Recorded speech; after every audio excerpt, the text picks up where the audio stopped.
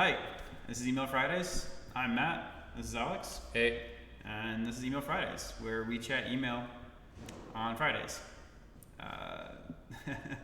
This week we're actually going to chat Email Power Hour for episode 2 of Email Fridays. We were going to chat activation, but we lied. So why did we lie? Well, we weren't intending on lying, but yesterday we did this event called Email Power Hour here at our office in San Francisco. And what we did was invited a bunch of people in the city here to talk about a couple of different emails. Everyone submitted some emails that they would get reviewed by the crowd, and we went over what we liked, what we didn't like, what could be tested, and talked about the context of when the emails were sent, and then what we would like to see out of them. Yeah, so let's jump in. What were some of the highlights of the event?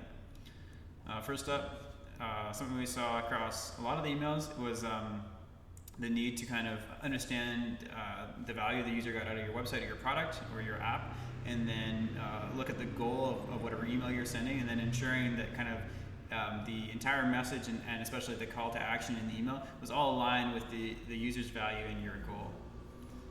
Yeah, this was a big deal, and it kind of jumped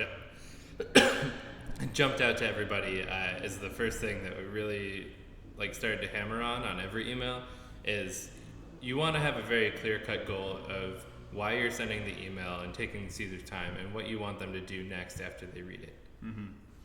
Absolutely. And kind of as a part of that, the goal of your email is to give someone enough information so that they want to click through on the call to action. You really want to be careful about selling too hard in an email. The goal isn't that someone's going to enter their credit card immediately after they click through. The goal is that you pique their curiosity and give them enough so that they want to click through.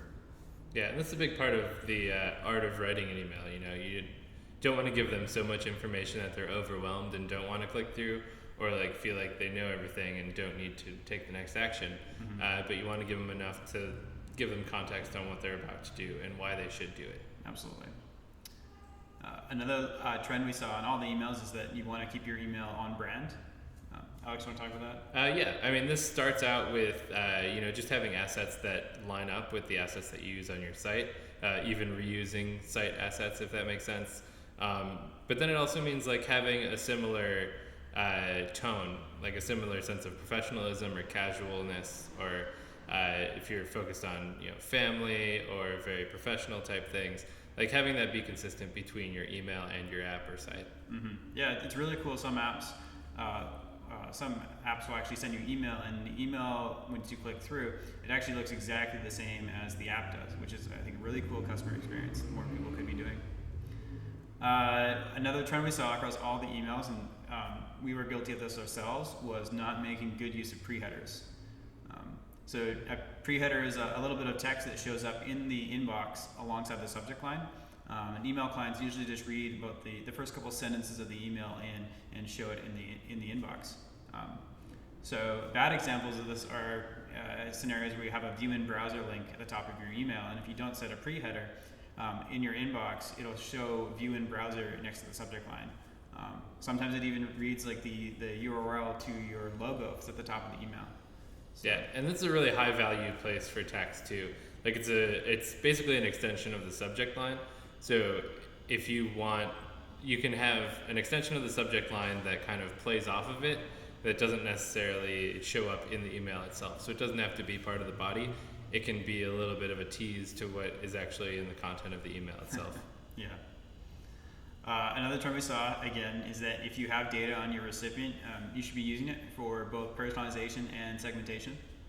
On the personalization side, it can be something as simple as using their first name in the subject line to personalize it. That's going to increase open rate, and having a personalized subject line will actually lead to higher deliverability as well. And on the segmentation side, this also means sometimes holidays and other things like that are timely in one place don't actually translate very well to another country or region. So being able to trim out the people who won't have the context necessary to understand the email that you're sending is a really important use of the data that you have. Mm-hmm. Absolutely. And we touched on this last night, and it's true when you're watching this video as well, is that anytime you're making changes to your email, you should be looking at trying to test those changes. And it's, a great example is if you come out of this video being like, oh, I want to play with my pre-headers, like, you should be A/B testing your pre-header and subject line combination, because that's going to be really effective. Well, you can find like a really effective combination. Mm-hmm. It also means you should have a sort of testing framework in mind when you test something, so that you're not just testing every piece of the email and coming up with like 2 completely different emails. But if you're testing one thing against another, you can come away with an actual understanding of why something might have worked, rather than just this one was better than the other one for 100 different reasons. Yeah. Finally, one of the really great things about the event was that every email we looked at was responsive, which is awesome. It's great seeing the industry kind of moving that way. But we did see instances of where like being responsive means more than just fitting on a small screen. Some of what we saw is examples of really tiny text on really tiny screens. So as part of being responsive, the email should be responsive, but the actual text should as well. Yeah, and this is starting to show up in the language that people use in the email design community too. People are moving beyond the phrase responsive and talking more about mobile first or mobile ready to kind of accentuate the idea that it actually looks good on mobile. It's not just like, you're not just checking boxes, like the images aren't hanging over the edge and stuff like that, but it actually is legible and it looks like it was meant for mobile when you open it on mobile. Mm-hmm. So that's all we have today. Thanks a lot for watching. What are we going to talk about next time, Alex? Next week we'll get back to our formula of showing some examples and giving you some really good visualizations of the things. But I think we'll probably get back to what we promised to talk about last time. Next time we'll talk about activation and what happens after it. Awesome. I can't wait. Me neither. If you enjoyed Email Fridays, we'd love it if you liked the video, if you subscribe to the channel, or share the video on your favorite social network. We're making these videos for you to be helpful or educational, so any feedback you have to us, pop us an email or leave a comment on YouTube. We'd love to hear from you. Bye for now. Bye.